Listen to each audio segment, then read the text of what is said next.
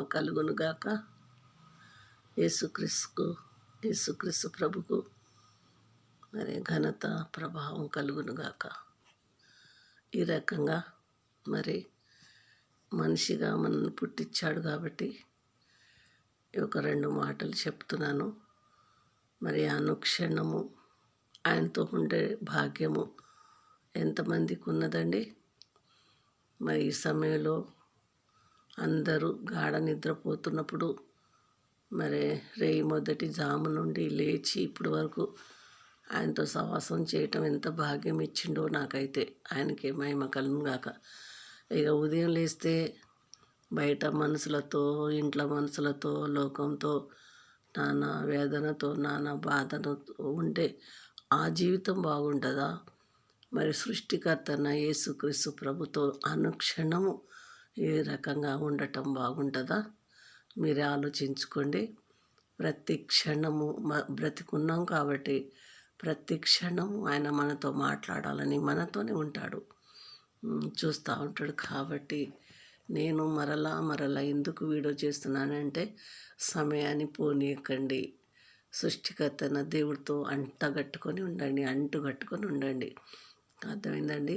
నీటి ఎరన నాటబడిన చెట్టు వలె మనం ఉంటే ప్రతి క్షణము పచ్చగా ఉంటామంట.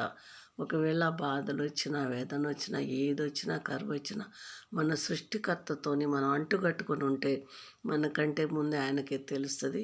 ఆ సమస్యలని ఆయనే పారదోలుతాడు. దేవుని నామానికి మహిమ కలుగునుగాక. ఈ రకంగా నేను రాత్రి 2 కాంచి తెల్లవారుజాము 2 కాంచి ఇదిగో ఆయనతోనే నాకు సావాసం. పడుకొని వీడియో చేస్తాను, కూర్చొని వీడియో చేస్తాను. ఆయన నాతో మాట్లాడుతూ ఉంటాడు. ఈ వీడియో చేయి, ఇది చేయి అంటుంటాడు. నిజమండి, ఆయన చెప్తేనే నాకు ఇలా చేస్తుంటాను అనమాట. ఆయన ప్రేరేపణ ఇస్తూ ఉంటాడు. ఈ వీడియో చేయి, ఇలా చేయి అంటే అప్పుడు నేను చేస్తూ ఉంటాను అనమాట. నాకు అసలు తెలివే లేదు, జ్ఞానమే లేదు, చదువే లేదు, డబ్బే లేదు, ఉండటానికి ఇల్లే లేదు. మరి ఈ నెల మరి నవంబర్ నెలలో ఈ షాపుకు నేను ఇంకా కిరాయి కట్టనే లేదు. దేవునికి మహిమ కలుగునుగాక. ఇంకో విషయం ఏంటంటే ఈ షాపులో ఉండబట్టి 6 సంవత్సరాలు వెళ్ళి 7వ సంవత్సరాలు పడ్డది. నెలకు 4,000 రూపాయలు కడుతున్నాను. నేను కట్టట్లేదని అక్కడ ఏ బేరం లేదు. ఉన్నాయి సామాను, ఒక్కప్పుడు ఉండేదని ఇప్పుడు లేదు.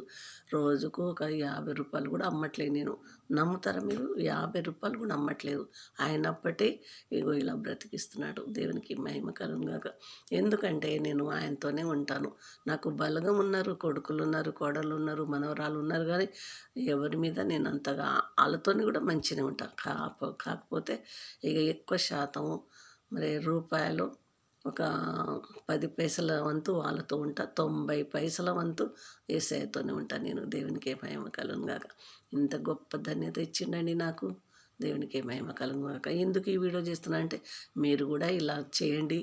ఎక్కువ శాతం మనుషుల కంటే దేవునికి దగ్గర ఉండండి. ఆయన మీతో ఉండాలని ఆశపడుతున్నాడు. దినమంతా చేతులు చాపి నరులార రండని పిలుస్తున్నాడు అంటే యెషయా గ్రంథంలో ఉంది. యెషయా గ్రంథం చివరి అధ్యాయంలో ఉంటుంది, చదువుకోండి. ఈ రకంగా దేవుడు నాకు ఇంత ధన్యత ఇచ్చినందుకు నేను చాలా చాలా ధన్యురాలండి. నా అంత ధన్యత ఈ లోకంలో ఎవరికైనా ఉందో లేదో నాకు తెలియదు, కానీ నేనైతే చాలా ధన్యురాలు. ఎందుకంటే యేసయ్య పాదాలు కాడే మరియమ్మ పడి ఉన్నట్టే మార్తమ్మ ఏం చేసింది? విస్తారమైన పన్నులు పెట్టుకుంది. ఆయన ఏమన్నా మరియమ్మ ఏం చేసింది? ఆయన పాదాల కాడే కూర్చుందట. మరి మీకు తెలుసు కదా, మత్తయి సువార్త 11వ అధ్యాయం ఉంటుంది, చదువుకోండి.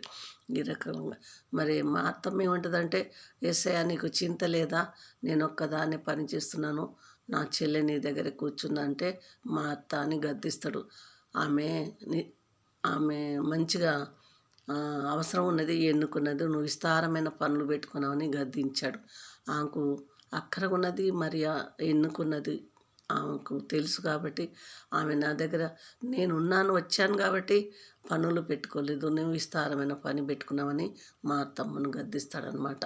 కాబట్టి ఆ మాటలు ఆ రోజు మా అత్తమ్మను గద్దించినట్టు కాదు, మనల్ని గద్దిస్తున్నట్టు మనం అర్థం చేసుకొని యేసయ్యతో కలిసి ఉందామండి. సమయాన్ని పోనీయకండి. బ్రతికున్నాం కాబట్టి చనిపోతే ఆయన దగ్గర ఉంటాం. ఆయన దగ్గర ఉండాలంటే మరి ఇక్కడ బాగుండాలి, ఇక్కడ క్రియలు బాగుంటేనే మనం అక్కడ ఉంటాం.